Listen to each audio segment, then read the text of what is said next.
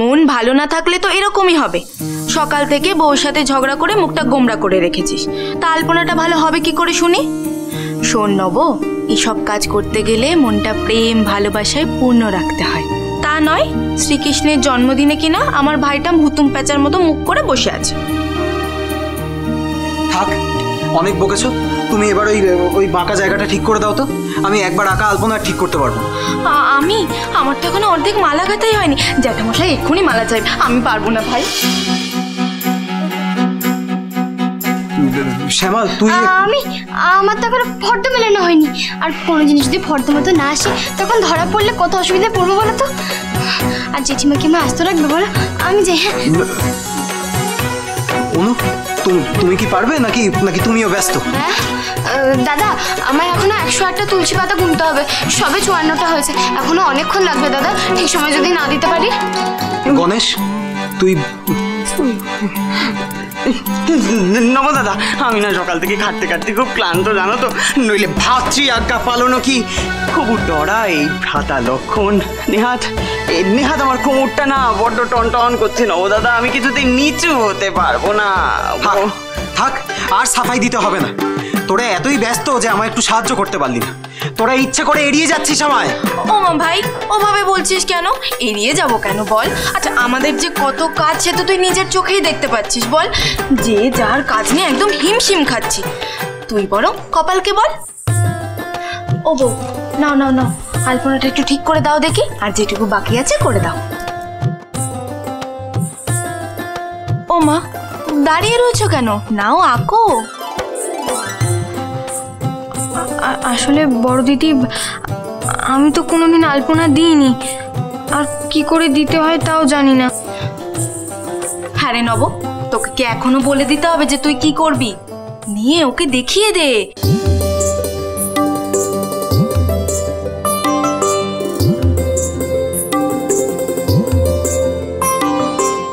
এদিকে এসো, বসো।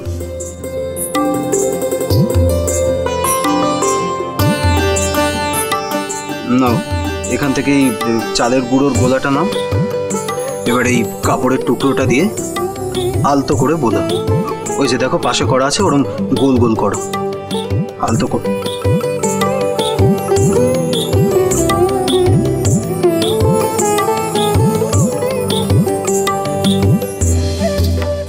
আহা, হচ্ছে না, গোল করো, গোল করে আঁকো আস্তে আস্তে। কি করছো? মন দিয়ে করো না। আই, ওকে একদিনে সব পেরে যাবে নাকি রে? তুই পেরেছিলি একদিনে। শোন নব, তুই যেমনও শিক্ষক তেমনও স্বামীও বটে। শাসন করবি ঠিকই, তবে ভালোবাসাটাও যেন সমান থাকে।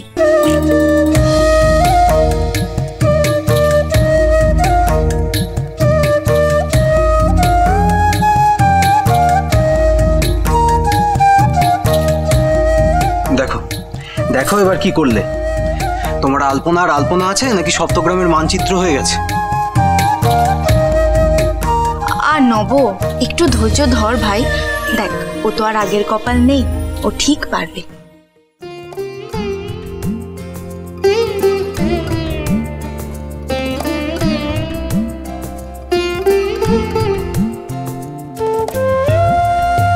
কি ছোট বৌমা, আলপনা আঁকা হলো?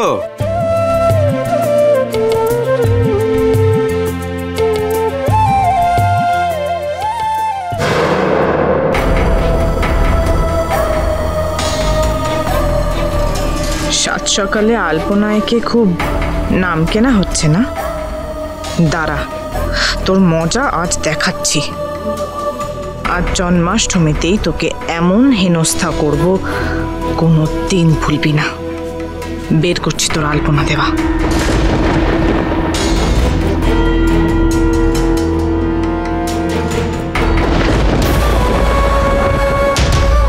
শুভ জন্মাষ্টমী শর্মা মশাই।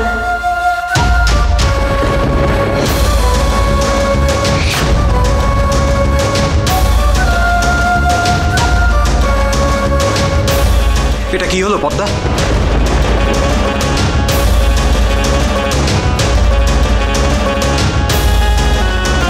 কেন, কি হচ্ছে? এই যা, ভুল হয়ে গেছে বোন, রাগ করো না। তোমার কি কোনো কাণ্ডজ্ঞান নেই? কোনো ভালো জিনিসই কি তোমার সহ্য হয় না? ছি ছি বড় বৌমা, এমন শুভ দিনে ঠাকুরের উদ্দেশ্যে আঁকা আলপনা তুমি কিনা পা দিয়ে মুছে দিলে। আমার কি দোষ? আমি কি ইচ্ছে করে করেছি নাকি? আমি তো আপনাদের সবাইকে জন্মাষ্টমীর শুভেচ্ছা জানাতে এলাম।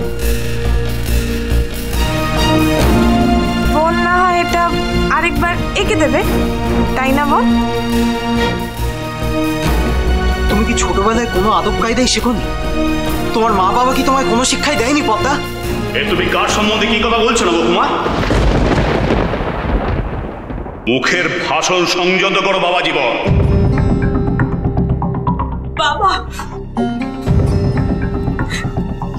বাবা দেখো না, আমি ভুল করে একটু আলপনাটা মারিয়ে দিয়েছি বলে আমাকে জানার তাই করে বলতে। আরে জানো তো বাবা, সবসময় এরা সবাই আমাকে কথা শোনায়, আমার শিক্ষা দীক্ষার রুচি নিয়ে আমাকে অপমান করে বাবা। বাড়ি শুধু সবাই বোনকে ভালোবাসে আর আমাকে সবসময় তুচ্ছাই করে। তুমি তো নিজের কানেই শুনলে। চুপ কর বাবা, চুপ কর। এই তো তোর বাবা এসেছে, এবার দেখবি একটা বিহিত করবে। কি বিহিত করবেন? হ্যাঁ, কি বিহিত করবেন? আপনাদের মেয়েই তো। ও তুমি আগে একটু শান্ত হও, এত উত্তেজিত হয়ে যেও না। আজ পুজো আচ্ছার দিনে। পদ্মা দিদি তুমি কেঁদো না, আমি তো। এই থামো তুমি, অনেক কথা বলেছ। তুমি সেই অসভ্য মেয়েটা না, তার জন্য আমার মেয়ের সংসারটা ভাঙতে এসেছ। আর নবকুমার, তোমার রুচি বলিহারি, কোথা থেকে একটা অশুভ অশিক্ষিত মেয়েকে এনে বিয়ে করেছো, আর সেই তুমি কিনা আমার মেয়ের শিক্ষা রুচি নিয়ে কথা বলছো। আহম্মক!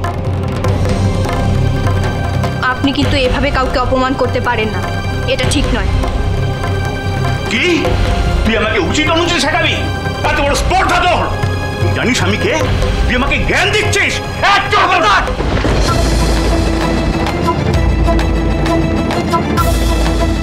খবরদার, আপনি কপালের গায়ে হাত তুলবেন না, তাহলে কিন্তু আমি আর নিজেকে সংযত রাখতে পারবো না। আপনি যদি পদ্মার বাবা না হতেন আর এবারই মাটিতে দাঁড়িয়ে না থাকতেন, তাহলে এতক্ষণে কপালের গায়ে হাত তোলার জন্য উপযুক্ত জবাব আমি আপনাকে দিতাম। রাম, এটা কি ধরনের অসভ্যতা তোমার? তোমার কি জ্ঞান গম্যি সব লোপ পেয়ে গেল?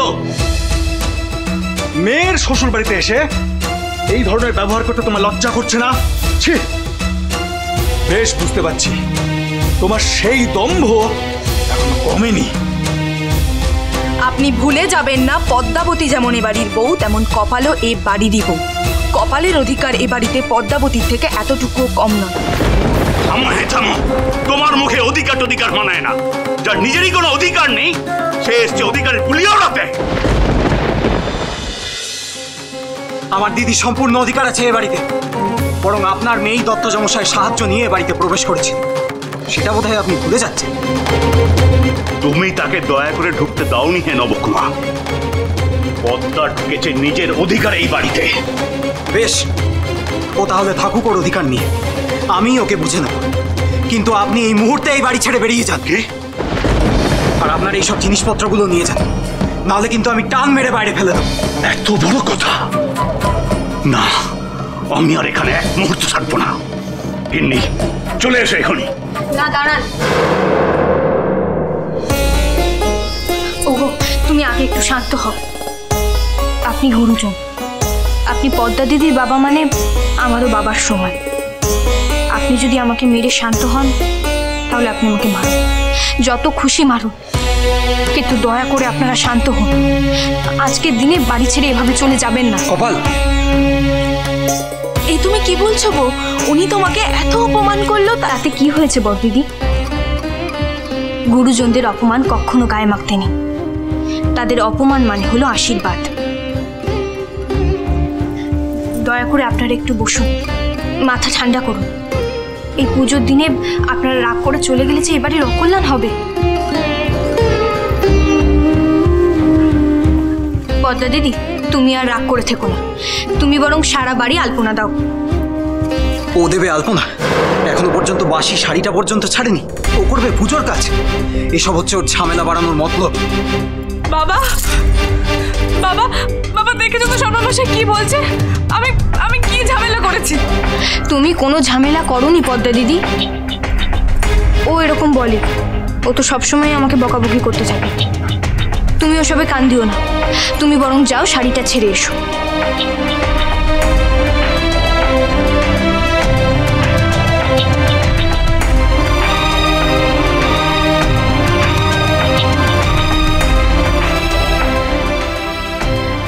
জ্যাঠা, জেঠিমাকে খবর দেওয়া উচিত যে ওনারা এসেছেন। ও হ্যাঁ,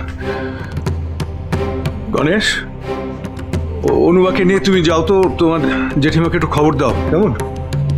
যাও। শ্যামা, শোন,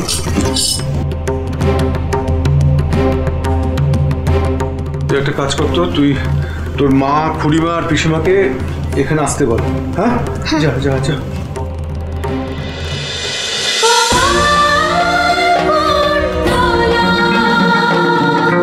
স্টার জলসার প্রিয় শো দেখার জন্য সাবস্ক্রাইব করুন আমাদের ইউটিউব চ্যানেলে এবং আপডেটেড থাকার জন্য প্রেস করুন বেল আইকন। চলো চলো চলো চলো পাল্টাই।